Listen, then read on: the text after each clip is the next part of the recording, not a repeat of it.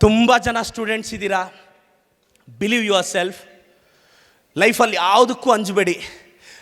ಅಪ್ಪ ಅಮ್ಮ ಗಟ್ಟಿಯಾಗಿದ್ದಂಗೆ ನಾವು ಅವ್ರಿಗೆ ಥ್ಯಾಂಕ್ಸ್ ಹೇಳಬೇಕು. 4 ಜನ ನಿನಗೆ ಮರ್ಯಾದೆ ಕೊಡಬೇಕು ಅಂದರೆ ಚೆನ್ನಾಗಿ ಓದ್ಕೋಬೇಕು.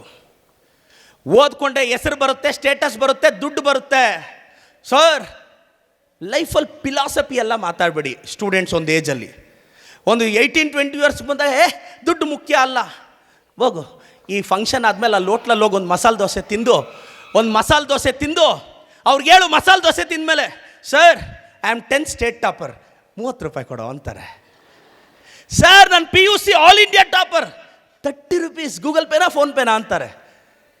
ಕರೆನ್ಸಿಗೂ ತನ್ನದೇ ಆದ ವ್ಯಾಲ್ಯೂ ಇರುತ್ತೆ, ಅದು ಭಾಳ ಮುಖ್ಯ, ನೆನ್ಪಿಟ್ಕೋ.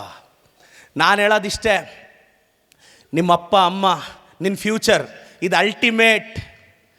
ನೀನೇನಾದರೂ ಆಗ್ತೀಯ ಅಂದರೆ ಲೈಫಲ್ಲಿ ರಿಸ್ಕ್ ಮಾಡು, ಬಟ್ ಇನ್ನೊಬ್ಬರಿಗೋಸ್ಕರ ಯಾವತ್ತೂ ರಿಸ್ಕ್ ಮಾಡಬೇಡ. The greatest risk in life not taking risk at this point of time. ಇವಾಗ ರಿಸ್ಕ್ ತೊಗೊಳ್ಳದೆ ಇಲ್ಲದೆ ಇರೋದೇ ದೊಡ್ಡ ರಿಸ್ಕ್ ಆಗಿಬಿಡುತ್ತೆ. ನಾನು ಹೇಳ್ತಾ ಇರ್ತೀನಿ, ನನ್ನ ಬಂದು ಕೇಳ್ತಾರೆ, ಸರ್ ನಾನು ಡಾಕ್ಟರ್ ಆಗಬೇಕು ಅಂತ, MBBS ಮಾ ಬಾಪ್ ಕಾ ಬಡಾ ಸಪನಾ ಅಂತ, MBBS ಮೇರಾ ಬಾಯ್ ಅವ್ರ ಬಹನೋಂ ಕಾ ಬಡಾ ಸಪನಾ ಅಂತ. ಅಪ್ಪ ಅಮ್ಮ ಇಲ್ದೇ ಇರೋ ಹುಡುಗ, ಬ್ಯಾಕ್ಗ್ರೌಂಡ್ ಇಲ್ದೇ ಇರೋ ಹುಡುಗ, ಖಾಲಿ ಜೇಬಲ್ ಬೆಂಗಳೂರಿಗೆ ಬಂದಂಥ ಹುಡುಗ, ನಮ್ಮಂಥ ಹುಡುಗರೇ ವಿಧಾನಸೌಧದಲ್ಲಿ ಒಂದು ಚೇರ್ಗೆ ಇಟ್ಸ್ಕೊಂಡಿದ್ದೀವಿ ಅಂದರೆ ಅಟ್ಲೀಸ್ಟ್ ನೀನು ಡಿಸ್ಟ್ರಿಕ್ಟ್ ಟಾಪರ್ ಆಗೋಕ್ಕಾಗಲ್ವಾ? ಸ್ಟೇಟ್ ಟಾಪರ್ ಆಗೋಕ್ಕಾಗಲ್ವಾ? ಸರ್ ಹಂಗಾದರೆ ನೆಕ್ಸ್ಟ್ 10 ಇಯರ್ಸ್ ನಮ್ಮ ಟಾರ್ಗೆಟ್ ಏನು? 10 ವರ್ಷ ನಿನ್ನ ಬಗ್ಗೆ ಯಾರು ಏನು ಅಂದ್ಕೊಂಡ್ರು ಕಿವಿಗೆ ಹಾಕ್ಕೋಬಾರ್ದು. ಭಾಳಷ್ಟು ಜನ ಏನು ಗೊತ್ತಾ, ಯಾರಾದರೂ ನನ್ನನ್ನು ಮೊನ್ನೆ ಒಬ್ಬರು ಬಂದು ಉತ್ತರ ಕರ್ನಾಟಕದ ಹುಡುಗ ಕೇಳ್ದ, ಸರ್ ನಾನು ಸಕ್ಸಸ್ ಆಗಬೇಕು ಅಂತಿದ್ದೀನಿ, ನಿಮ್ಮ ಥರ ಏನೋ ಸಾಧಿಸ್ಬೇಕು ಅಂತಿದ್ದೀನಿ ಅಂತ. ನಾನು ಆ ಹುಡುಗನಿಗೆ ನನ್ನ ಲೈಫಲ್ಲಿ ಬಿದ್ದಿರೋ ಕಷ್ಟಗಳೆಲ್ಲ ತೋರಿಸ್ದಾಗ ಅವ್ನು ಹೇಳ್ದ, ಸರ್ ಹಿಂಗೆಲ್ಲ ಹೆಂಗೆ ಬರೋಕ್ಕಾಗುತ್ತೆ ಜೀವನದಲ್ಲಿ ಮೇಲೆ ಅಂತ. ನೋಡಪ್ಪ, ಬೈದರೆ ಬೈಸ್ಕೋಬೇಕು. ನಿನ್ನನ್ನು ಯಾರೂ ತಲೆ ಮೇಲೆ ಇಟ್ಕೊಂಡು ಯಾರೂ ಹೊಗಳಲ್ಲ. ಬೈಯೋದಾದರೆ ಈಸಿಯಾಗಿ ಬೈದು ಹೊಲ್ಟೋಗ್ತಾರೆ. ಅದಕ್ಕೆ ನೆಕ್ಸ್ಟ್ 10 ಇಯರ್ಸ್ ನೀನು ಅಂದ್ಕೊಂಡಿದ್ದು ಸಾಧಿಸೋರ್ಗೂ ತಲೆಗೆಡ್ಸ್ಕೋಬೇಡ. ಎರಡನೇದು, ಸ್ವಲ್ಪ ಡಿಸ್ಟರ್ಬೆನ್ಸಿಂದ ಒಂದು 4-5 ವರ್ಷ ದೂರ ಇರಿ. ದೇವರಣೆಗೂ ಹೇಳ್ತೀನಿ, ಈ ಏಜಲ್ಲಿ ನಿಮ್ಮ ಥಾಟ್ಸ್ ಬೇರೆ ಥರ ಇರುತ್ತೆ. ಭಾಳಷ್ಟು ಜನ ಹುಡುಗರಿಗೆ ಏನೊಂದು ಕಾಲೇಜಿಗೆ ಬಂದಿದ್ದ ತಕ್ಷಣ, ನಾನು ಅಂದ್ಕೊಂಡ್ರೆ ಎಷ್ಟು ಬೇಕಾದರೂ ದುಡ್ಡು ಮಾಡ್ತೀನಿ, ನಾನು ಅಂದ್ಕೊಂಡ್ರೆ ಮದುವೆ ಆಗ ಕ್ಯೂವಲ್ಲಿ ನೀನು ಕ್ಯೂವಲ್ಲಿ ನಿಂತ್ಕೊಂಡ್ರು ಹುಡುಗಿನ ಕೊಡಲ್ಲ ಮಗನೇ, ಬರೆದಿಟ್ಕೋ. ನಿನ್ನ ಆಧಾರ್ ಕಾರ್ಡ್ ಕೊಟ್ಟರೆ ಯಾರೂ ಮದುವೆನೇ ಆಗಲ್ಲ. ನಿನ್ನ ಅಸಲು ಆಧಾರ್ ಕಾರ್ಡ್ ಏನಾದರೂ ಕೊಟ್ಟರೆ ಮದುವೆ ಫಿಕ್ಸೇ ಆಗಲ್ಲ, ಹೋಗ್ಬಿಡುತ್ತೆ ಮದುವೆ ಹಾಳಾಗಿ. ಯಾಕೆಂದರೆ ಎಲ್ಲ ಅಸಂಪ್ಷನ್ಸಲ್ಲಿ ಬದುಕ್ತಿರ್ತೀವಿ. ಸೊಸೈಟಿ ಯೋಚನೆ ಮಾಡ್ತಾ ಇರೋದೇ ಬೇರೆ, ನೀವು ಅರ್ಥ ಮಾಡ್ಕೊಂಡಿರೋದೇ ಬೇರೆ. ಒಂದು ಹುಡುಗಿನ ಒಂದು ಶ್ರೀಮಂತರ ಮನೆಗೆ ಕೊಟ್ಟರೆ ಊರಲ್ಲಿರೋರು ಏನು ಮಾತಾಡ್ತಾರೆ?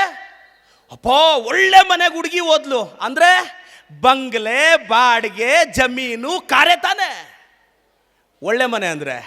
ಪಾಪ ಒಳ್ಳೆ ಜೆಂಟ್ಲ್ಮ್ಯಾನ್ ಅಂತ ಹುಡುಗ ಬಡವ್ರ ಕುಟುಂಬದಲ್ಲಿ ಇರ್ತಾನೆ, ಗುಡಿಸ್ಲಲ್ಲಿ ಇರ್ತಾನೆ, ಅವನು ಕೊಟ್ಟರೆ ಊರವರೆಲ್ಲ ಅವಳ ಲೈಫ್ ಹಾಳು ಮಾಡಿಬಿಟ್ರು. ಅವ್ರ ಮನೆಯವರು ಏನಿದೆ ಅಂತ ಕೊಟ್ಟರು. ಅಂದರೆ ಏನಿದೆ ಅಂದರೆ ಒಳ್ಳೆತನ ಅಲ್ಲ ಅಲ್ವಾ? ಮನೆ, ಜಮೀನು, ಕಾರು, ಬಂಗ್ಲೆನೇ ಅಲ್ವಾ? ಸೊಸೈಟಿ ಹಂಗೆ ನೋಡ್ತಾ ಇದೆ, ನೀವು ಇನ್ನೊಂದು ಥರ ಯೋಚನೆ ಮಾಡ್ತಿದ್ದೀರಾ. ನೀವು ಕರೆಕ್ಟಾಗಿ ಅರ್ಥ ಮಾಡ್ಕೋಬೇಕು ಲೈಫ್ನ. ಬದುಕು ಬದಲಾಗಿದೆ ಬ್ರದರ್. ಒಂದು ಕಂಪ್ನಿನ ಮಾರಿದಾಗ ಆತನಿಗೆ 1000 ಕೋಟಿ ರೂಪಾಯಿ ಬಂತು.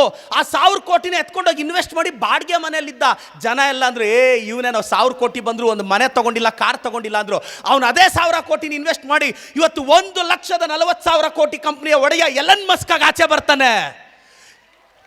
ಆವತ್ತು ಅವ್ನು 1000 ಕೋಟಿ ಬಂದಾಗ ಒಂದು 500 ಕೋಟಿ FD, ಒಂದು 100 ಕೋಟಿ ಲ್ಯಾಂಡು, ಒಂದು 100 ಕೋಟಿ ಆಸ್ತಿ ಅಂದಿದ್ರೆ ಎಲ್ಲಿಗೆ ಹೋಗ್ತಿದ್ದ?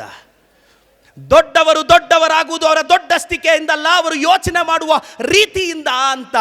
6ನೇ ಕ್ಲಾಸಲ್ಲಿ ದಡ್ಡ ಅಂತ ಆಚೆ ಹಾಕ್ಸ್ಕೊಂಡಂತ ಆಲ್ಬರ್ಟ್ ಐನ್ಸ್ಟೈನ್ ಜಗತ್ತಿನ ಮೇಧಾವಿ ಆಗ್ತಾರೆ. 4ನೇ ಕ್ಲಾಸ್ ಡಿಸ್ಕಂಟಿನ್ಯೂ ಮುತ್ತುರಾಜ್ ಕನ್ನಡಿಗರ ಆರಾಧ್ಯ ದೈವ ಡಾಕ್ಟರ್ ರಾಜ್ಕುಮಾರ್ ಆಗ್ತಾರೆ. ಅಲ್ಲೆಲ್ಲೋ ತಿರುಪತಿಯಲ್ಲಿ ಒಂದು ಸಣ್ಣ ಹಳ್ಳಿಯಲ್ಲಿ ಬೆಳೆದಂಥ Sridevi first Indian female super star ಆಗ್ತಾರೆ. ನಮ್ಮ ಕನ್ನಡದ ಹುಡುಗ ತಮಿಳ್ನಾಡಿಗೆ ಹೋಗಿ ಆ ಚೆನ್ನೈನ ರಸ್ತೆಗಳಲ್ಲಿ ಕಷ್ಟ ನೋಡಿ ತಮಿಳ್ಕ ತಲೈವ ಸೂಪರ್ ಸ್ಟಾರ್ ರಜನಿಕಾಂತ್ ಆಗ್ತಾರೆ. ಇವರೆಲ್ಲ ವಿಲ್ ಪವರಿಂದ ತಾನೇ ಅಲ್ಲಿಗೆ ಹೋಗಿದ್ದು. ಇವರೆಲ್ಲ ನನಗೆ ಬ್ಯಾಕ್ಗ್ರೌಂಡ್ ಇಲ್ಲ, ಆಸ್ತಿ ಇಲ್ಲ ಅಂದಿದ್ರೆ ನಾನೆಲ್ಲ ಪೇರೆಂಟ್ಸ್ಗೆ ಹೇಳ್ತೀನಿ, ಮಕ್ಕಳಿಗಾಗಿ ಆಸ್ತಿ ಮಾಡಬೇಡಿ, ಮಕ್ಕಳನ್ನೇ ಆಸ್ತಿಯನ್ನಾಗಿ ಮಾಡಿ ಅಂತ. ಲೈಫಲ್ಲಿ ನಿಮ್ಮ ಮಕ್ಕಳೇನಾದರೂ ಸಾಧಿಸ್ತಿ ಅಂದರೆ ಬಿಟ್ಬಿಡಿ, ಪ್ರಯತ್ನ ಪಡಲಿ. ಮತ್ತೆ ಇನ್ನು ಕೆಲವರು ಕೇಳ್ತಾರೆ, ಸರ್ ನಾನು ಫೇಲ್ ಆಗಿಬಿಟ್ಟೆ. ಕೆಲವರು ಒಂದೊಂದು ವರ್ಷ IAS ಹೋದವರೆಲ್ಲ 1 ಇಯರ್ ಎಕ್ಸ್ಟ್ರಾ ಓದ್ತಾರೆ. ನನ್ನನ್ನು ಕೇಳ್ತಾರೆ, ಸರ್ ನಾನು ಫೇಲ್ ಆಗಿಬಿಟ್ಟೆ ಅಂತ. ಬೇಗ ಬೇಗ ಓದಿ ಬೇಗ ಬೇಗ ಪಾಸಾಗಿ ಬೇಗ ಬೇಗ ಕೆಲಸಕ್ಕೆ ಹೋಗಿ ಬೇಗ ಬೇಗ ಸತ್ತೋಗ್ಬೇಕೇನ್ರ? ಸ್ವಲ್ಪ ನಿಧಾನಕ್ಕೆ ಓದಿ. Have A patience, have A patience. ನಾನೆಲ್ಲ ಯಂಗ್ಸ್ಟರ್ಸ್ಗೂ ಒಂದು ಹೇಳಕ್ಕೆ ಇಷ್ಟಪಡ್ತೀನಿ, ಲೈಫಲ್ಲಿ ಗೋಲ್ಡನ್ ಸೀಕ್ರೆಟ್ ಇಷ್ಟೇ. 1 2 3 ಒಂದ್ಸಲ ಕಿತ್ತಾಡ್ತವೆ, 9 ಕೋಪ ಬಂದು 8 ನೋಡಿಯುತ್ತೆ, 8 7 ನೋಡಿಯುತ್ತೆ, 7 6 6 5 5 4 4 3 2 ನೋಡಿಯುತ್ತೆ, 2 1 ನೋಡಿಯುತ್ತೆ. ಈಗ 1 0 ನೋಡಿಬೇಕು, ಹೊಡೆಯಲ್ಲ, ಪಕ್ಕದಲ್ಲಿ ಕೂರಿಸ್ಕೊಂಡು 10 ಆಗುತ್ತೆ. ಇದೆಲ್ಲದಕ್ಕಿಂತ ದೊಡ್ಡದಾಗುತ್ತೆ. ಇನ್ನೊಬ್ಬರು ನೋಡಿಯೋದ್ರಿಂದ ಅಲ್ಲ, ಪಕ್ಕದಲ್ಲಿ ಕೂರಿಸ್ಕೊಳ್ಳೋದ್ರಿಂದ ನಾವು ದೊಡ್ಡವ್ರು ಆಗ್ತೀವಿ. ಲೈಫಲ್ಲಿ ಒಂದು ಕ್ಲಾರಿಟಿ ಇಟ್ಕೊಂಡು ಒಂದು 4-5 ವರ್ಷ, ನಾನು ಭಾಳಷ್ಟು ಜನ ಪೇರೆಂಟ್ಸ್ಗೆ ಹೇಳ್ತೀನಿ, ನೀವು ಹಾಲಲ್ಲಿ 10-15 ಸೌಂಡ್ ಇಟ್ಕೊಂಡು, ಜೋರಾಗಿ ಸೌಂಡ್ ಇಟ್ಕೊಂಡು ರೂಮಲ್ಲಿ ಮಗ ಮಗಳು ಓದ್ತಿದ್ರೆ ವಿಶ್ವೇಶ್ವರಯ್ಯ ಹೆಂಗೆ ಹೋದ್ರು ಗೊತ್ತಾ ಅಂತ ಎಕ್ಸಾಂಪಲ್ ಎಲ್ಲ ಕೊಡಬೇಡಿ. ಸಾಧ್ಯ ಆದರೆ ವಿಶ್ವೇಶ್ವರಯ್ಯನವ್ರ ಅಪ್ಪ ಅಮ್ಮ ಟಿ ವಿನೇ ನೋಡಿರಲಿಲ್ಲ, ಅದು ನೀವು ಅರ್ಥ ಮಾಡ್ಕೊಂಡು ಒಂದು 2 ಅವರ್ ಟಿ ವಿ ಆಫ್ ಮಾಡಿ. ನೀವು ಜೋರಾಗಿ ಸೌಂಡ್ ಇಟ್ಕೊಂಡು ಯಾವುದ್ಯಾವುದೋ ನಾಳೆದು ಅಷ್ಟು ಈಸಿಯಾಗೆಲ್ಲ ಬದಲಾವಣೆ ಬರೋಲ್ಲ. ಹಾಲಲ್ಲಿ ಒಂದು 2 ತಾಸು ಟಿ ವಿ ಆಫ್ ಮಾಡಿ. ನಿಮಗೆ ಕೆಲವು ಲಾಜಿಕ್ ಗೊತ್ತಿರಬೇಕು. ಕೆಲವು ಸರ್ಕಾರಿ ಶಾಲೆ ಟೀಚರ್ಸು, ಪ್ರೈವೇಟ್ ಸ್ಕೂಲ್ ಟೀಚರ್ಸ್ ಮಕ್ಕಳು ಸ್ಟೇಟ್ ಟಾಪರ್ಸ್ ಆಗ್ತಾರೆ. ಅವ್ರದ್ದೊಂದು ಅಭ್ಯಾಸ ಇರುತ್ತೆ, ಸಾಯಂಕಾಲ 1 or 2 ಅವರ್ಸು ಅವರು ಮಾರನೇ ದಿನ ಕ್ಲಾಸಿಗೆ ಪ್ರಿಪೇರ್ ಆಗುವಾಗ ಟಿ ವಿ ಆಫ್ ಮಾಡ್ತಾ ಇರ್ತಾರೆ. ಸಿಂಪಲ್ ಸೀಕ್ರೆಟ್ ಇದು. ಆವಾಗ 2 ಅವರ್ ಹೆಂಗೂ ಟಿ ವಿ ಇರಲ್ಲ, ಮಗುನೂ ಹಾಲಲ್ಲಿ ಕೂತ್ಕೊಂಡು ಏನೋ ಬರೆದು ಹಂಗೆ ಗೆದ್ದುಬಿಟ್ಟಿರ್ತಾರೆ. ಇದೆಲ್ಲ ದೊಡ್ಡದೇನಿಲ್ಲ, ನಾವು ಹಾಲಲ್ಲಿ ಟಿ ವಿ ಹಾಕ್ಕೊಂಡು ಅಲ್ವಾ. ಮತ್ತೆ ನಿಮ್ಮ ಮಕ್ಕಳು ರಾತ್ರಿ 12-1 ಗಂಟೆವರೆಗೂ ರೂಮಲ್ಲಿ ಲೈಟ್ ಆನ್ ಮಾಡಿ ಓದ್ತಿದ್ರು, ಎಷ್ಟು ಕಷ್ಟಪಟ್ಟು ಓದ್ತಿದಾರೋ ಅಂತೆಲ್ಲ ಅನ್ಕೋಬೇಡಿ. ರೂಮಲ್ಲಿ ಲೈಟ್ ಆನ್ ಆಗಿದ್ರೆ ಓದ್ತಾರೆ ಅಂತಲ್ಲ. 10th ಸ್ಟ್ಯಾಂಡರ್ಡಲ್ಲಿ ಮಾರ್ಕ್ಸ್ ಕಡಿಮೆ ಬಂದರೂ ಪರವಾಗಿಲ್ಲ, PUCಯಲ್ಲಿ. ಇನ್ನು ಕೆಲವರು ಪಾಪ ಈ 10th ಸ್ಟ್ಯಾಂಡರ್ಡ್ವರೆಗೂ ಹುಡುಗರು ಅವ್ರ ಅಪ್ಪ ಅಮ್ಮ ಏನಾದರೂ 100 ರೂಪಾಯಿ 200 ರೂಪಾಯಿ ಬಚ್ಚಿಟ್ರೆ ಎತ್ಕೊಂಡು ತಿಂತಿದ್ರಂತೆ. 4 ತಿಂಗಳಾದರೂ ಯಾವ ಡಬ್ಬದಲ್ಲೂ ದುಡ್ಡು ಸಿಕ್ಕಿಲ್ಲ. ಒಬ್ಬ ಹುಡುಗ ಅವಾಗ ಅಮ್ಮನ ಕೇಳ್ದಂತಮ್ಮ, 4 ತಿಂಗಳಿಂದ ಹುಡುಕ್ತಾ ಇದ್ದೀನಿ, ಯಾವ ಡಬ್ಬದಲ್ಲೂ ದುಡ್ಡು ಸಿಕ್ತಿಲ್ಲ, ನೀನು ದುಡ್ಡು ಎಲ್ಲೆತ್ತಿಡ್ತಾ ಇದೆ ಅಂದರೆ, ನಮ್ಮ ಮನೆಯಲ್ಲಿ ನೀನು ಕರೆಕ್ಟಾಗಿ ನೋಡದೇ ಇರೋ ವಸ್ತು ಅಂದರೆ ನೀನು ಟೆಕ್ಸ್ಟ್ ಬುಕ್ಸ್ ಕಾಣೋ ಅಲ್ಲೇ ಬಚ್ಚಿಡ್ತಿದ್ದೆ ಅಂತ. ಏನಾದರೂ ಟೆಕ್ಸ್ಟ್ ಬುಕ್ಸಲ್ಲಿ, ಅದು ಫಿಸಿಕ್ಸು ಮ್ಯಾಥ್ಸಲ್ಲಿ ಏನಾದರೂ ನೀವಿಟ್ಟರೆ ದೇವರಾಣೆಗೂ ಹುಡುಕಲ್ಲ ನಿಮ್ಮ ಮಕ್ಕಳು. ಇವೆಲ್ಲ ಸೀಕ್ರೆಟ್ ಪ್ಲೇಸಸ್ಸು. ನಾಳೆ IT ಅವ್ರು ಬಂದರೂ ಹುಡುಕಲ್ಲ, ಯಾಕೆಂದರೆ ಅವ್ರಿಗೂ ಫಿಸಿಕ್ಸ್ ಕಷ್ಟ, ಅವ್ರಿಗೂ ಕಷ್ಟ ಫಿಸಿಕ್ಸು. ಜನರಲಾಗಿ ಕೆಲವರು